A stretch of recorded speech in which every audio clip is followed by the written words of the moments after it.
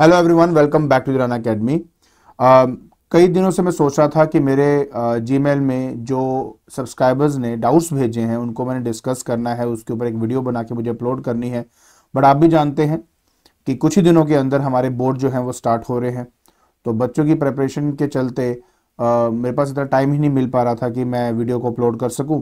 But आज Sunday था तो सोचा कि क्यों ना जो मेरे को डाउट्स आए हुए हैं उनके रिलेटेड वीडियो बना के मैं अपलोड कर दूं। तो आज जिन जिन लोगों ने मुझे अपने डाउट्स भेजे थे वो सारे के सारे मैं यहाँ पे डिस्कस कर दूंगा। मैंने कुल देखे थे कि 3 डाउट्स आए थे, उन तीनों को ही मैं डिस्कस करने वाला हूँ।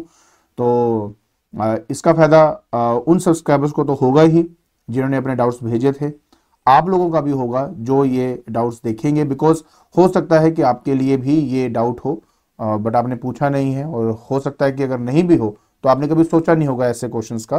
तो आपको समझ में आएगा कि अगर बाई चांस ऐसा कोई क्वेश्चन आता है तो उसके आंसर्स कैसे देने हैं। तो बिना कोई टाइम वेस्ट किए चलिए शुरू करते हैं।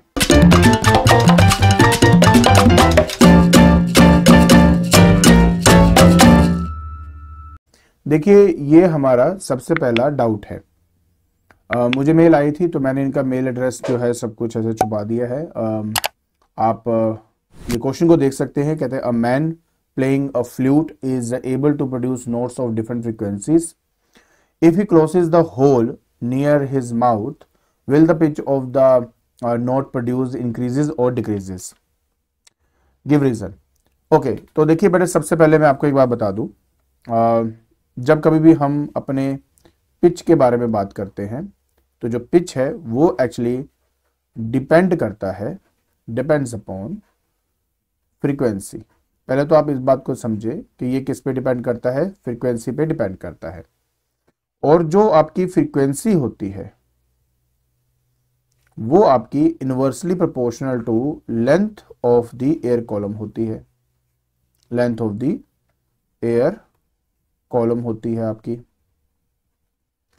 अब length of the air column और डिफरेंट फ्रीक्वेंसीज और पिच का क्या रिलेशन है वो मैंने आपको ऑलरेडी समझाया हुआ है, लेकिन इस क्वेश्चन का आंसर देने के लिए मैं आपको डायरेक्टली बता रहा हूँ कि हमारा जो पिच है वो फ्रीक्वेंसी पे डिपेंड करती है। जितनी ज़्यादा फ्रीक्वेंसी होगी उतनी पिच होगी, और frequency inversely proportional to the length of the air column होती है। अब देखिए, हम जो नॉर्मली क्या करते हैं, अगर मैं कोई भी फ्लूट को देखता हूँ तो यहाँ से एयर जो है वो आपका एंटर करता है और इन डिफरेंट होल से वो एग्जिट करता है। अब मान लेते हैं कि मैं ये जितने भी होल्स हैं यहाँ पर इनको मैं बंद कर देता हूँ। सपोज इसको इसको इसको यहाँ पे मैंने सब क्या कर दिया, बंद कर दिया। तो अब ऐसे केस में अल्टीमेटली क्या होगा कि हवा यहाँ से एंटर करेगी और यहाँ से एग्जिट करेगी। ओके, तो यहाँ से एग्जिट करने की वजह से अब जो इस पर्टिकुलर होल से निकलने वाली जो साउंड होगी उसकी जो फ्रीक्वेंसी होगी, मान लेते हैं मैं उसको एफ मान लेता हूँ या F1 मान लेता हूँ। अगले केस में क्या हुआ, अगले केस में मैंने इसको ओपन कर दिया लेकिन इस वाले होल को मैंने क्लोज कर दिया। अब वही जो मेरी हवा है वो और ज्यादा लेंथ को कवर करेगी और अब वो यहां से बाहर आएगी, और क्योंकि अब लेंथ में चेंज आ चुका है, वेरिएशन आ चुकी है, तो फ्रीक्वेंसी में भी वेरिएशन आएगी, इसलिए मैं इसको F2 मान लेता हूं। अब बात को प्लीज समझने की कोशिश करें। जो F1 वाला है ये वो फ्रीक्वेंसी है जिसमें लेंथ ऑफ एयर कॉलम कम है, और F2 वाला वो है जिसमें लेंथ ऑफ एयर कॉलम आपका ज्यादा है। हमने क्या पढ़ा था कि ये दोनों इनवर्सली प्रोपोर्शनल होते हैं। तो F1 वाले केस में लेंथ ऑफ एयर कॉलम कम है, इसलिए F1 जो है उसकी फ्रीक्वेंसी, मतलब F1 जो फ्रीक्वेंसी है वो ज्यादा है एज कंपेयर टू F2। पहली बात ये। उसी तरह अगर मैं यहां से हवा को निकालूंगा और जो फ्रीक्वेंसी आएगी F3, उसकी फ्रीक्वेंसी F2 से भी कम होगी, मतलब it should be less than आपका, मतलब F2 will be greater then F3। उस तरह नेक्स्ट, उस तरह नेक्स्ट। अब आप फ्रीक्वेंसीज के बारे में समझ चुके हो कि कैसे होता है।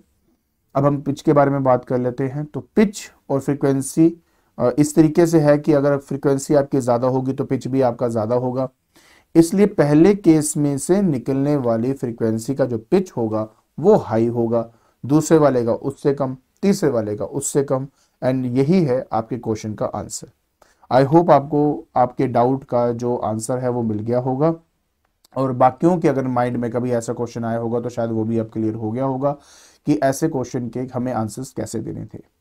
चलिए बात करते हैं नेक्स्ट क्वेश्चन की। कहते हैं sir if at the first surface of the prism dispersion takes place and at the second refraction, then does it mean no refraction takes place at the first surface and only dispersion? नहीं, ऐसा नहीं होता है। देखिए मैं आपको पहले एक बात क्लियर कर देता हूं। जब हम किसी प्रिज्म के बारे में बात करते हैं ना, देखिए जैसे ये मेरा एक प्रिज्म है। अब इस प्रिज्म के केस में अगर आपकी कोई भी व्हाइट लाइट अंदर एंटर करती है, तो सपोज करो ये क्या है, आपका व्हाइट लाइट है, तो वैसे तो आपके लाइट को बिल्कुल सीधा ट्रैवल करना चाहिए, बट ये जो पहला सरफेस आप देखते हो, अगर मैं इस पे एक नॉर्मल को क्रिएट कर दूं, तो इस पर्टिकुलर सरफेस पे दो चीजें होती हैं। एक तो आपकी डिस्पर्जन होती है। डिस्पर्जन का मतलब होता है splitting of white light into 7 different colours, और इसके साथ यहाँ पे डेविएशन भी होता है। Know what do you mean by deviation? Deviation का मतलब होता है कि रे ऑफ लाइट अपने पाथ से डेविएट कर जाता है, जिसमें हमने ये देखा है कि वॉयलेट लाइट जो होती है वो सबसे नीचे होती है, मतलब सबसे ज्यादा डेविएट करता है अपने पाथ से, और जो रेड कलर की लाइट होती है वो अपने पाथ से कम डेविएट करता है। अब सवाल ये है कि वॉयलेट सबसे ज्यादा क्यों और रेड सबसे कम क्यों, तो उसका मैंने आंसर ऑलरेडी दिया हुआ है कि एंगल ऑफ डेविएशन, मतलब जितने एंगल से वो डेविएट करेगा वो हमारा inversely proportional to the wavelength of light होता है। अब वॉयलेट की जो वेवलेंथ है वो रेड के कंपेरेटिवली कम होती है, इसलिए angle of deviation for the violet will be greater than angle of deviation of red. इसलिए रेड आपका कम डेविएट कर पाता है और वॉयलेट वाला आपका ज्यादा डेविएट करता है, पहली बात। तो इस पहले सरफेस के अंदर डिस्पर्शन तो हुई है, डेविएशन होने का मतलब हो गया कि इसमें रिफ्रैक्शन भी हुई है, ठीक है। तो वो रिफ्रैक्ट भी हुआ है। रिफ्रैक्टिंग का मतलब क्या था? रिफ्रैक्शन ऑफ लाइट का क्या मतलब था? The bending of light when it travel from one medium to another medium. I hope यहां तक क्लियर है। उसके बाद जब वो सेकंड सरफेस पे जाता है तो वहां पर सिर्फ और सिर्फ एक ही फिनोमेनन होता है जिसको बोलते हैं डेविएशन, या फिर आप कह सकते हो रिफ्रैक्शन ऑफ लाइट फिर से टेक प्लेस करता है। क्योंकि एक बार आपकी मोनोक्रोमेटिक लाइट बन गई, मोनो मतलब सिंगल, क्रोमेटिक मतलब कलर, अगर सिंगल कलर की लाइट एक बार हो जाती है तो उसमें फर्दर स्प्लिटिंग नहीं होती है। बस ये क्या करेगा, अगर ये मेरा नॉर्मल है तो उसके हिसाब से ये वायलेट वाला ज्यादा आपका डेविएट कर देगा, रेड वाला आपका कम डेविएट करेगा, एंड अल्टीमेटली आपको आपका विब गियोर जो है वो यहाँ पे आपको ऐसे दिख जाता है। So what I am trying to say कि पहले फेज चाहे हो चाहे दूसरा फेज हो, दोनों में आपका रिफ्रैक्शन ऑफ लाइट होगा, लेकिन पहले फेज में आपका डिस्पर्जन होता है, दूसरे फेज में नहीं होता है। तो इस बात का ध्यान आपने रखना है, एंड आई होप आपको आपके क्वेश्चन का आंसर मिल गया होगा और बाकियों को भी ये क्लियर हो गया होगा। अब हमने बात करनी है इस क्वेश्चन की। कहते हैं सर फर्स्ट क्वेश्चन में गिवन सर्किट पैरेलल कैसे है ये बताइए। आप एक बार सर्किट को ध्यान से देख लीजिए, फिर हम इसको सॉल्व करते हैं। तो मैं क्या करने लगा हूं, पहले इसको ना यहां ड्रॉ करके दिखाता हूं आपको कि एक्चुअली में हो क्या रहा है। तो ये मेरा पी पॉइंट है, ये रेजिस्टेंस आर हो गया, ये आर ले लेता हूं, ये वाला मैं आर ले लेता हूं, इसके नाम रख देते हैं यार, आर ए, ये मेरा आर बी है और ये मेरा आर सी मान लेते हैं इसको, ठीक है। ये हमारा 6 ओम का है, ये मेरा 6 ओम का है और ये भी मेरा 6 ओम का है। पहले तो ये हम करते हैं, उसके बाद क्वेश्चन के हिसाब से ही हमने एक वायर ऐसे लगा दी है और दूसरी वायर मैंने ऐसे अटैच कर दी है और ये पॉइंट जो है वो आपका क्यू हो गया है, ठीक है। अच्छा, तो सबसे पहले वो ये कहते हैं कि सर ये पैरेलल तो है, बट क्यों है पैरेलल उसके बारे में बताइए। तो पहले तो मैं आपको पैरेलल सर्किट बनाकर उसके बारे में समझाता हूं कि वो जो सर्किट है वो पैरेलल है ही क्यों। तो मान लीजिए कि मेरे पास 3 रेजिस्टेंस है, R1, दूसरा है R2 और तीसरा जो है वो है मेरा R3। अब इन तीनों रेजिस्टेंस को ध्यान से देखिए, इनके 2-2 टर्मिनल्स होते हैं, हर एक के 2 टर्मिनल होते हैं। एक ये वाला टर्मिनल है, एक ये टर्मिनल है, ये भी टर्मिनल, ये टर्मिनल, ये टर्मिनल और ये टर्मिनल। आप अगर ध्यान से देखो, इन तीनों का एक एक टर्मिनल आपस में जुड़ा हुआ है और वो मेरे बैटरी के पॉजिटिव या नेगेटिव से जुड़ा होता है। उसी तरह उनके जो सेकेंड टर्मिनल्स होते हैं वो आपस में जुड़े होते हैं और वो एक नेगेटिव से जुड़ा होता है। तब हम कहते हैं कि ये तीनों के तीनों आपस में क्या है, एक पैरेलल कॉम्बिनेशन में है। तो पैरेलल कॉम्बिनेशन में क्या होता है कि अगर मेरे पास तीन रेजिस्टेंस है तो तीनों का जो एक एक टर्मिनल है वो आपस में जोड़ दिया जाता है और दूसरे भी आपस में जोड़ दिए जाते हैं और उनको डायरेक्टली पॉजिटिव या नेगेटिव ऑफ द बैटरी से कनेक्ट किया जाता है। अब इसी चीज को यहां पर मैं आपको समझाने की कोशिश करूंगा। सबसे पहले मैं इन पॉइंट्स या इन टर्मिनल्स के नाम रख देता हूं, जैसे कि ये फर्स्ट है, ये पॉइंट आपका सेकंड है, ये जो पॉइंट है ये आपका थर्ड है और ये जो पॉइंट है ये आपका 4 है। तो मुझे सिर्फ आपको एक बात समझानी है, आई होप आपको समझ में आ जाएगा। तो मैंने क्या कहा था कि मेरे तीनों रेजिस्टेंस के एक एक टर्मिनल आपस में जुड़े हैं और डायरेक्ट पी से अटैच्ड है, मतलब पॉजिटिव से अटैच्ड है। तो मान लेते हैं ये मेरा पॉजिटिव है और ये मान लेते हैं मेरा नेगेटिव है। Now please try to understand, अगर मैं ये R1 RA की बात करूं तो उसका एक टर्मिनल 1 पी से अटैच्ड है। अगर मैं RB की बात करूं तो उसका एक टर्मिनल 3 भी डायरेक्टली देखो मेरे पी से अटैच्ड है। और अगर मैं RC मानूं तो उस RC का भी एक टर्मिनल जो कि 3 है वो भी डायरेक्टली किससे अटैच्ड है, मेरे पी से अटैच्ड है। तो मतलब अगर मैं आपको ये चीज दिखाना चाहूं तो ये मेरा अगर पी टर्मिनल है तो ध्यान से देखें, 100% आपको क्लैरिटी होगी कि ये 1 टर्मिनल था, ये 3 है और ये भी 3 है। ये वाला कौन सा रेजिस्टेंस है, ये मेरा RA है। ये वाला जो है ये क्या है, मेरा RB है। और ये वाला अगर आप देखें तो क्या है, ये मेरा RC है। क्लियर हो गया।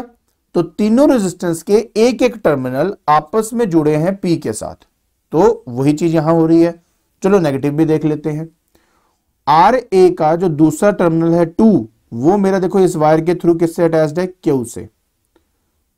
और उसी तरह RB का जो टर्मिनल 2 है वो भी अटैच्ड है मेरा Q से। और RC का जो दूसरा टर्मिनल है 4 वो भी अटैच्ड है मेरे Q से।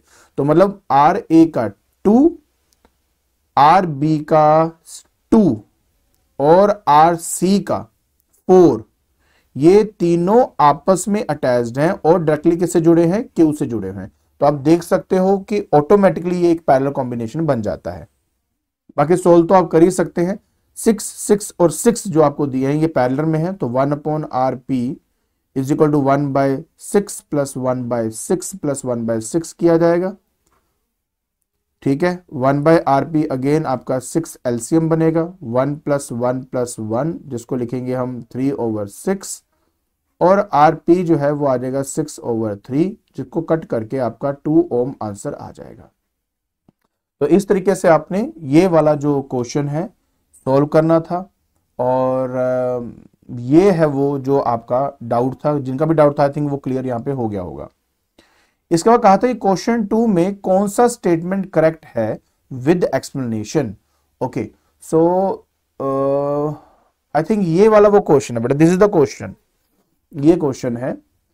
तो ना एक्चुअली पहली बात ना, मैं अपने जितने भी व्यूअर्स हैं, जितने भी, प्लीज एक बात का ध्यान रखें कि जब कभी भी आप प्लीज अपने डाउन देते हो थोड़ा ट्राई करें बच्चे कि थोड़ा क्लियर इमेज आए, क्योंकि देखो इतना फेडेड सा था मेरे लिए बड़ा मुश्किल होता, बट मैंने कैसे भी करके थोड़ा सा इसको देखा। अब देखिए कहता है कि using the circuit given below state which of the following statements is correct, statements is correct. Okay, पहली बात ये देखो पॉजिटिव है, ये मेरा नेगेटिव है, ये जो स्विच S1 है ये सर्किट से जुड़ा हुआ है और ये S2 है ना, ये मेन चीज है बेटा, इसको थोड़ा समझने की कोशिश करें।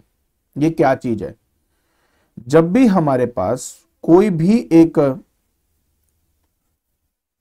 इक्विपमेंट हम लगाते हैं, जैसे बल्ब लगा दिया या रेजिस्टेंस लगा दिया, और उस रेजिस्टेंस के बिल्कुल पैरेलल में अगर एक ऐसी लाइन खींच दी जाती है, अगर ये वाली लाइन ऐसी दिखती है तो इसको कहा जाता है shortening the circuit, shortening the circuit. अब शॉर्टनिंग द सर्किट का मतलब क्या होता है, मतलब ये जो वायर आप यहां देख रहे हो, इस वायर की रेजिस्टेंस बिल्कुल निग्लिजिबल मानी जाती है। तो आप खुद सोच के देखो कि अगर करंट यहां पे एंटर करेगा तो इस वाले पोर्शन में तो रेजिस्टेंस है और ऊपर वाले में तो कोई भी रेजिस्टेंस नहीं है, क्योंकि निग्लिजिबल ही है, लगभग ना के बराबर ही है। तो जिसकी वजह से सारा का सारा जो करंट है वो नीचे जाने के बजाय एक्चुअलिटी में ऊपर वाले वायर के थ्रू पास होना शुरू कर देता है एंड फाइनली वो यहां से एग्जिट कर जाता है। मतलब ये कि कोई भी करंट आपका नीचे वाले अप्लायंस में से पास करेगा ही नहीं अगर ये शॉर्टनिंग हो जाए तो इस क्वेश्चन के अंदर भी इसी बात का हमें ध्यान देना था।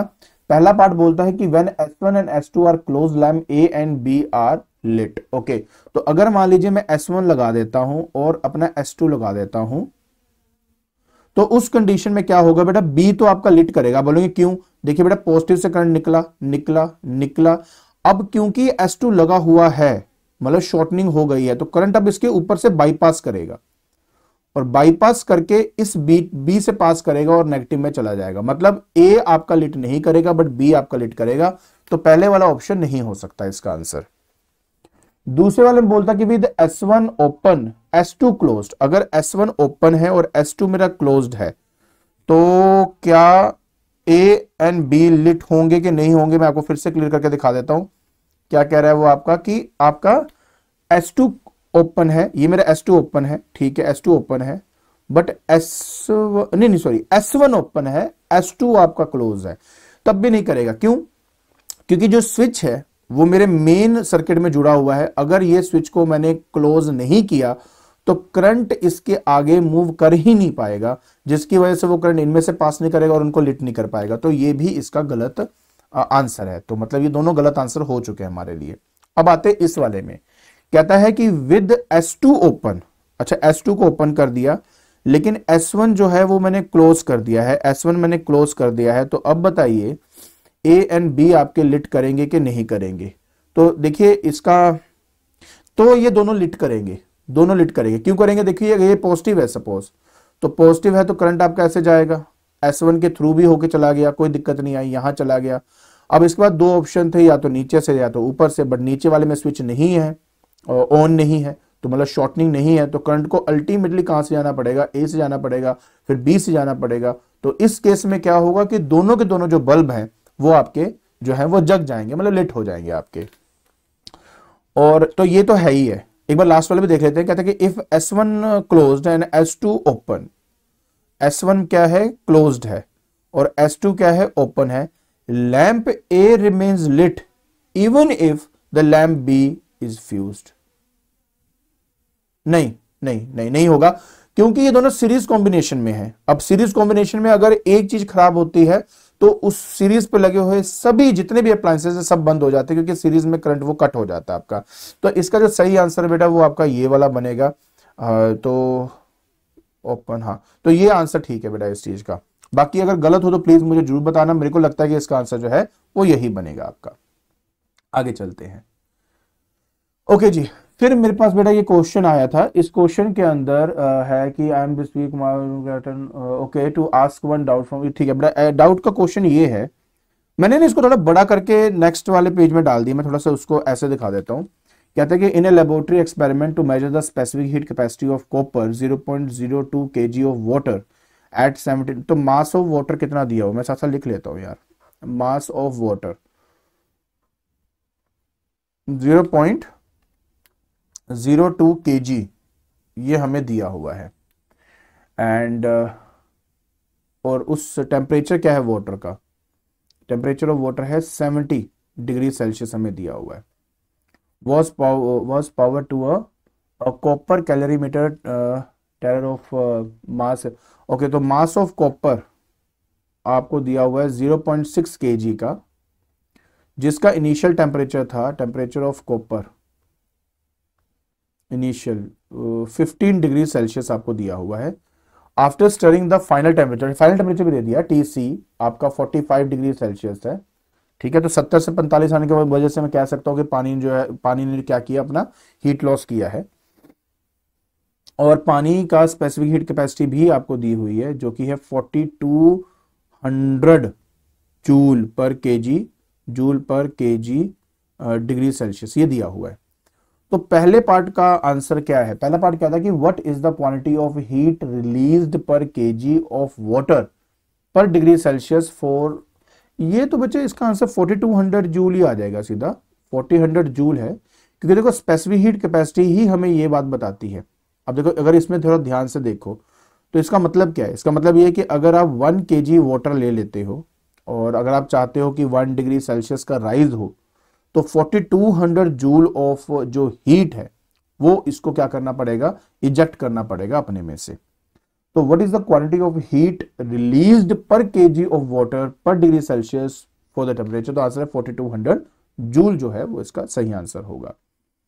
बी पार्ट की बात करते हैं, calculate the heat energy released by water in the experiment in cooling for, calculate the heat energy released by water, heat energy released by water.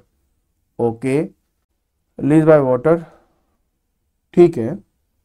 कहां से कहां तक टेम्परेचर का, 70 to 45 degree, assuming that the heat released by water is entirely used to raise the temperature of calorimeter from 15 degree Celsius to 45 degree Celsius capacity of copper.